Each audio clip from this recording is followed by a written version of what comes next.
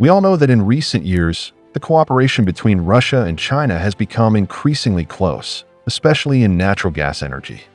Now, the annual natural gas delivery between the two sides has exceeded 22 billion cubic meters. Because Siberian natural gas needs to be transported over a long distance before it can be exported, this has brought considerable transportation cost pressure to the two countries. In response to this problem, Russia and China reached an agreement to invest more than $10 billion to build a new natural gas pipeline. However, the problem is that Mongolia is sandwiched between Russia and China. Therefore, energy pipelines across three countries are not so easy to build. As a country located between China and Russia, Mongolia is not very enthusiastic about this project and is even unwilling to let the natural gas pipeline pass through its territory. In order to prevent the advancement of the project, Mongolia has repeatedly tried to increase the bargaining chips in the negotiations. Obviously, these complex factors make it more difficult for the pipeline project to land. So the question is, why is Mongolia unwilling to let this project worth more than $10 billion land? If Mongolia disagrees, how will the route of the pipeline be replanned? In today's video, let's talk about this topic together and see what happened behind the scenes. This is a channel about real projects. If you're willing to support me, why not click to subscribe? Let us discover more interesting project together. In fact, this energy pipeline project is what everyone calls the Power of Siberia 2 pipeline.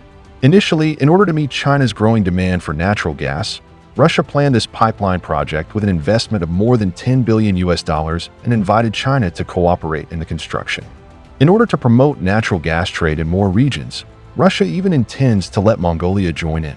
According to the plan of Russian engineers, the route of the Power of Siberia 2 pipeline starts from Tyumen, Russia, passes through Mongolia, and finally reaches the eastern part of China. The entire pipeline is about 2,600 kilometers long, of which the Mongolian section is about 900 kilometers, the Russian section is about 100 kilometers, and the length in China is 1,600 kilometers. According to the original plan, the project was supposed to be officially started in 2024 and is expected to be completed in 2028. But now, the route planning problem of this pipeline has not been completely solved. Why is this? According to some American media, the problem mainly lies in the differences between China and Russia on natural gas prices and gas transmission volume. So the Power of Siberia 2 pipeline project was shelved. Interestingly, it is no coincidence that Western media chose to publish this report on the project impasse less than a month after the joint statement by China and Russia. They tried to blame the project's suspension on the so-called rift between China and Russia. But in fact, the shelving of this project is largely due to disputes within Mongolia. Mongolia has always been promoting the so-called third neighbor policy, the core of which is to maintain a balance between the two major powers of China and Russia, while expanding cooperation with other countries, especially Western countries such as the United States. In the past 2 years, the relationship between Mongolia and the United States has become increasingly close. They even discussed a bold idea, which is to open flights directly to the United States without passing through the airspace of China and Russia. This undoubtedly touched the bottom line of China and Russia. It is in this context that some conflicts of interest inevitably arise between China and Mongolia, and the relationship between the two sides has become more complicated. It seems that Mongolia has become an important variable in the Power of Siberia 2 pipeline project under this circumstance. Of course, the United States does not want China and Russia to successfully complete the construction of this pipeline.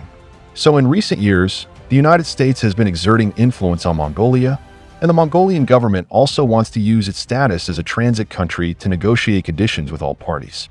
Obviously, the Power of Siberia 2 pipeline will be laid for more than 900 kilometers in Mongolia, which means that Mongolia can control this important energy channel to some extent. We can imagine that if Mongolia undergoes major political or diplomatic changes, this pipeline is likely to be used to exert influence on China or Russia, and even directly threaten China's energy security.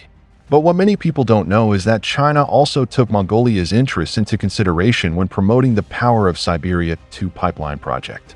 According to international trade practices, if an energy pipeline passes through the territory of a country, the country usually charges a certain transit fee. If Mongolia becomes a transit country for this project, China fully understands their desire to charge a reasonable transit fee, while also ensuring the demand for energy supply to a certain extent. In addition, during the construction of the pipeline, If it involves infrastructure construction in the surrounding areas, although it will increase the workload of the project, in the long run, it will also help improve Mongolia's transportation and other infrastructure conditions. China has always been willing to support Mongolia's economic development in this regard. However, in order to take more initiative in the negotiations, Mongolia proposed to charge a transit fee of 3% for each natural gas transaction, hoping to put pressure on China in this way. This means that China will have to pay at least $30 million more in import costs each year. Not only that, Mongolia also hopes to have priority in obtaining natural gas supplies from the Power of Siberia 2 pipeline. What makes China even more embarrassed is that Mongolia also requires China to help them build some infrastructure unrelated to the pipeline while building the pipeline. This undoubtedly increases the burden on the Chinese engineering team. Faced with these harsh conditions, China can only choose to refuse, which is why the negotiations on the Power of Siberia 2 pipeline project will be temporarily stalled. But when the project negotiations encountered a stagnation, Russia was not idle, and they continued to actively look for solutions. On September 3rd, Putin visited Mongolia, focusing on how to promote the negotiation of the China-Russia-Mongolia natural gas pipeline project. According to Russia's strategic analysis, no matter which party the president of Mongolia comes to power, the idea of building a natural gas pipeline from Russia through Mongolia to China will be mentioned in the talks. In fact, as early as 2021, China, Russia, and Mongolia had decided to launch this plan and established a joint company for the special task of the Eastern Alliance natural gas pipeline. Now, the company is carrying out design and survey work as planned. Russia's goal is clear, that is, it hopes that Mongolia will join the cooperation between China and Russia. As long as Mongolia is willing to assume the role of a transit country, Russia is even willing to provide Mongolia with part of the natural gas at a preferential price. However, Mongolia clearly stated in its National Natural Gas Project Plan from 2024 to 2028 that China and Russia are not on its cooperation list. This attitude makes Russia somewhat helpless and has also brought certain obstacles to the progress of the negotiations. Obviously, Mongolia's position has made the project negotiations more complicated. Many people believe that it may be difficult for China, Russia, and Mongolia to reach a consensus this year. But it is worth noting that this will not affect the progress of natural gas cooperation between China and Russia. Because the Power of Siberia 2 pipeline project failed to start as scheduled, China and Russia decided to replan a new natural gas route. More importantly, China has made it clear that it does not want this new pipeline to pass through Mongolia before entering China. So, how will this newly planned pipeline route be laid out? According to China's latest Power of Siberia 2 pipeline project plan, the route of this pipeline completely bypasses Mongolia and instead joins a new transit country, Kazakhstan. In fact, as early as May this year, China proposed a new plan to Russia, suggesting that the natural gas pipeline bypass Mongolia and divert to enter China through Kazakhstan. However, Russia still had certain hopes for cooperation with Mongolia at the time, so this plan was not immediately adopted. This alternative plan was finally put on the agenda until the negotiations with Mongolia reached a deadlock. According to Kazakh officials, Russia is currently planning to build a new natural gas pipeline, which will pass through Kazakhstan and finally transport natural gas to China.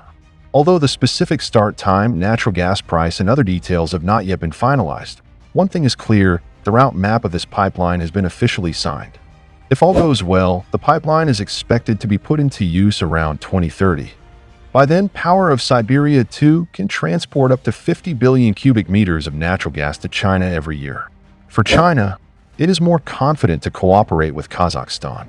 After all, Kazakhstan has been very active in responding to China's Belt and Road Initiative. The two sides also have very extensive cooperation under this framework, such as infrastructure construction, trade, investment, and other fields. In fact, long before, the two countries have successfully built China's first strategic-level cross-border crude oil import pipeline, the China-Kazakhstan Crude Oil Pipeline. Now, facing this new natural gas pipeline project, Kazakhstan said that the two countries are permanent comprehensive strategic partners, and this new project will bring more tangible benefits to the further development of bilateral relations. So, what do you think about the cooperation between China and Russia in natural gas? Welcome to share your opinions in the comment area. Thank you for watching the video. If you find the video interesting, be sure to subscribe to my channel. Let us explore more interesting projects together in the future.